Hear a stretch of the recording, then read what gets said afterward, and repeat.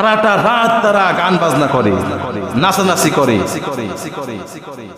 যে সমস্ত অভিভাবক আছে, যে সমস্ত অভিভাবক তাদের সন্তানদেরকে এ সমস্ত থেকে নিষেধ করে না, তাদেরকে আল্লাহর কাছে জবাবদিহি করতে হবে।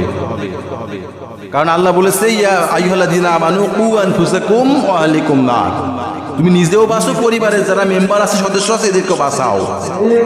আপনার ছেলে পিকনিক করবে, পিকনিক করার জন্য, বনভোজন করার জন্য আপনার কাছে টাকা চাই। এই যে বক্স ডিজে পার্টির মতো অনুষ্ঠান করে, এর জবাবদিহি কিন্তু আপনাকে করতে হবে। যদি আপনার ছেলে, অনেক সময় মেয়েরাও সঙ্গী হয়, অনেক সময় কিছু মেয়েরাও টাকা দেয় সঙ্গী হয়, তারাও এই গুনাহগারের মধ্যে চলে যাবে। এই সমস্ত DJ party we do not tolerate, আমরা সহ্য করব না এক বিন্দু। আমাদের সমাজে যদি এই সমস্ত অনুষ্ঠান আর হয়, দ্বিতীয়বার ভেঙে গুড়িয়ে দিতে হবে একবারে। সম্মানিত উপস্থিতি, আজ পৃথিবীতে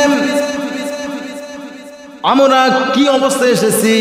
we are the glorious nation in the world. পৃথিবীর মধ্যে আমরা একটা গৌরবান্বিত জাতি ছিলাম, আমরা মুসলমানেরা।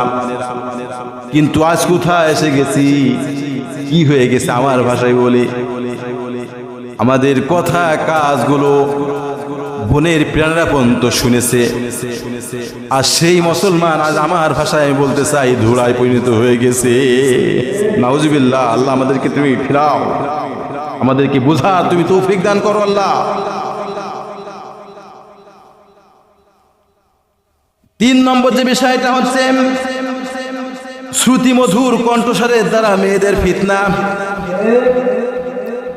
তারা শ্রুতি মধুর কণ্ঠ, এই যে অমুক শিল্পী আমার খুব পছন্দ, অনেক বিয়াদবের বাচ্চা বলে থাকে, ঠিক না?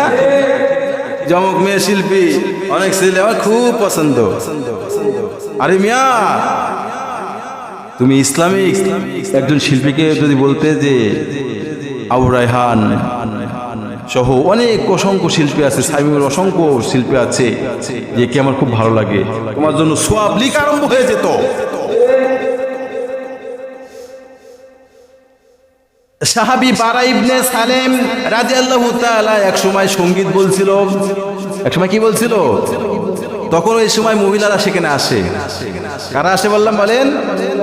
তখন বিশ্বনবী হযরত মুহাম্মদ মুস্তাফা সাল্লাল্লাহু আলাইহি ওয়াসাল্লাম বারা ইবনে সালা রাদিয়াল্লাহু তাআলাকে বললেন, তোমার এখন গান, তোমার ইসলামিক যে গান তুমি বলছো এখন বন্ধ করো, মেয়েদের ফিতনা থেকে বাঁচো।